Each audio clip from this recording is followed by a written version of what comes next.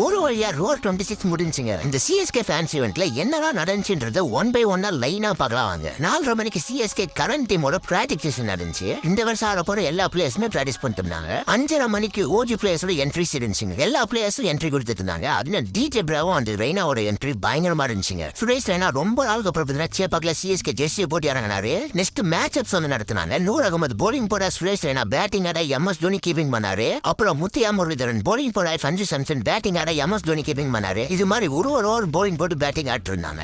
Next world cup win பண்ண 3 பேர் தான் எம்எஸ் தோனி ஒரு அவார்ட் மாதிரி ஒரு ஃப்ரேம் பிரசன்ட் பண்ணாரு. அப்புறம் ரவுண்ட சுத்தி ஒரு ரவுண்ட் போய் ஃபேன்ஸுக்கு பால் எல்லாம் த்ரோ பண்ணாங்க. அப்புறம் ஓஜி பிளேயர்ஸ்னா சிஎஸ்கே இருக்க வின் பண்ணிருக்க ட்ராஃபி எல்லாம் கொண்டு வந்து வச்சாங்க. அந்த ஃப்ரேம் பார்க்கும்போது லாக்டவுன் கேஸ்லாம் தெரிஞ்சிருக்கு அந்த சிஎஸ்கே இருக்க சாதிச்ச லெகசி எல்லாம் என்னன்னு. அதுக்கப்புறம் லைட் சொட்டா இருந்துச்சு. நெக்ஸ்ட் பால் டபா அசல் கலரோட கான்செர்ட்.